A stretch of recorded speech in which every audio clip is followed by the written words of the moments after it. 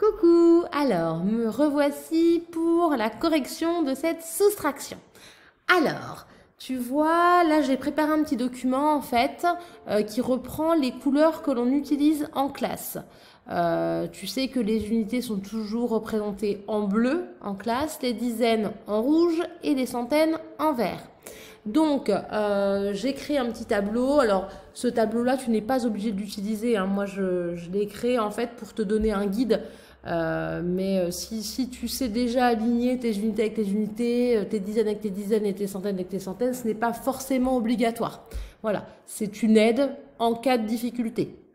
Comme là, du coup, je montre comment on fait, je l'utilise pour que ce soit plus facile. Donc, j'ai positionné mon 183 auquel je retire, ça c'est important, je retire 71. Quand on fait une soustraction, il faut bien savoir que, par exemple, si tu as 10 bonbons, eh ben, tu ne vas pas pouvoir en donner 25 à tes copains. Quand tu en donnes, tu les retires. Donc, c'est très important déjà que ta soustraction elle soit possible. Pour qu'elle soit possible, il faut que le nombre en fait auquel tu retires des choses soit plus important que ce que tu retires. Ici, c'est le cas. Nous avons 183 bonbons. Tu sais que moi, je parle beaucoup de bonbons parce que je suis une gourmande. En plus, c'est pas vrai, j'aurais dire gâteaux. J'aime mieux les gâteaux. On a 183 petits gâteaux et on va en donner 71 aux copains. D'accord ? Donc, cette soustraction-là, elle est possible dans le sens où on a plus de gâteaux que de gâteaux qu'on veut donner. Voilà, on en a plus en notre possession. Donc, ça se lit comme ça. 183 moins 71. On lit de haut en bas. Quand je vais faire ma soustraction, je vais faire comme lors de mes additions. Je vais commencer par les unités. Donc, j'ai 3 petits bonbons tout seuls. Moi, j'aime bien me dire que j'ai un gros paquet de 100 bonbons, de 100 gâteaux, 8 petits paquets de 10 gâteaux et 3 gâteaux tout seuls.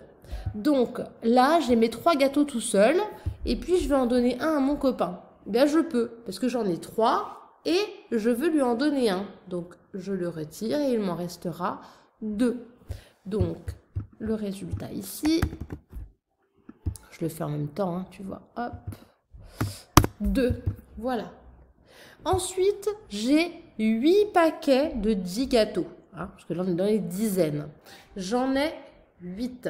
Ok, j'en ai 8 et je veux en donner à mon copain 7. Donc, je retire les 5, je retire les 2, j'en ai donc donné 7 et il m'en reste 1.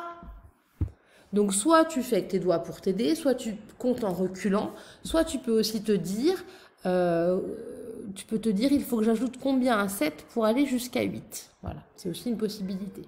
Donc là, moi, j'ai retiré, j'étais à 8 et j'ai retiré 7. Et donc, je suis tombée sur le résultat 1. Je le mets. Voilà. Ensuite, j'ai un gros paquet de 100 gâteaux. Mais je ne veux pas en donner à mon copain.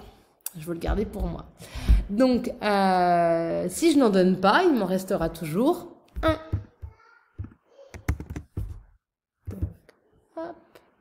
Et donc, le résultat de mon opération, ça va être 112. Alors, une petite technique. Si tu veux observer si ton résultat est juste, parce que c'est important, je vous le dis toujours en classe, on fait des fois des opérations et on vérifie pas, et des fois c'est pas logique du tout. Donc avec la soustraction, c'est bien, c'est qu'on peut vraiment vérifier son résultat en se disant est-ce que ce que j'ai calculé c'est juste. Pour le faire, en fait, tu vas additionner ton résultat avec ce que tu avais enlevé. Je vais te montrer... Attends, je vais chercher un petit quelque chose pour te montrer.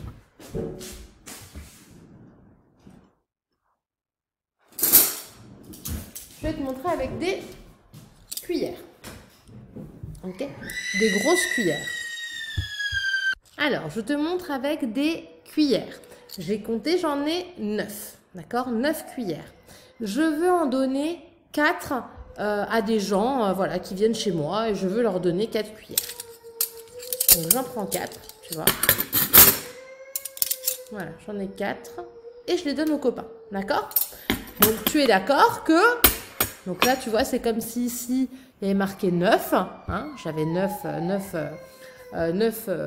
cuillères. J'en ai donné 4. D'accord? Et il m'en reste donc 5. Pour vérifier que mon résultat 5, il est bon, tu es d'accord? Si je remets les cuillères que j'ai données aux gens, je vais retrouver mon résultat de départ. Je vais retrouver mes 9 cuillères. D'accord? Donc là, c'est pareil. Avec mes bonbons. J'ai 183 avec mes gâteaux, j'arrive pas à m'y faire. Avec mes gâteaux, j'ai 183 gâteaux au départ, j'en ai donné 71 aux copains et il m'en reste 112.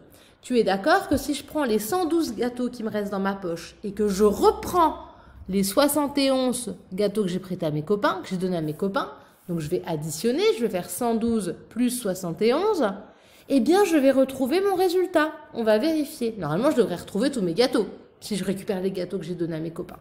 Donc on va essayer. 112, donc le 2 plus le 1, ça me fait le 3, c'est juste. Le 7 plus le 1, ça fait le 8, c'est juste. Et le 1 plus 0, ça fait 1, c'est juste. Voilà.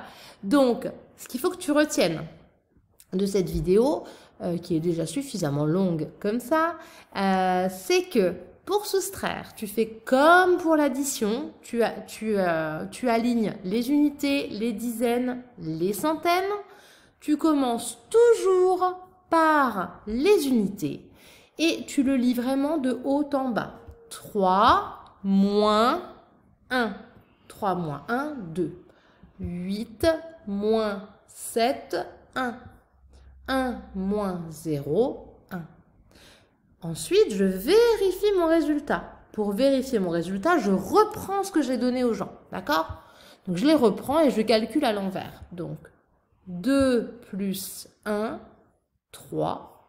1 plus 7, 8. Et 1 plus 0, 1. Et oui. Et c'est super avec la soustraction parce que tu peux vérifier que ton calcul est juste pour plus jamais faire d'erreur. Je vais te laisser regarder la leçon des fondamentaux juste après.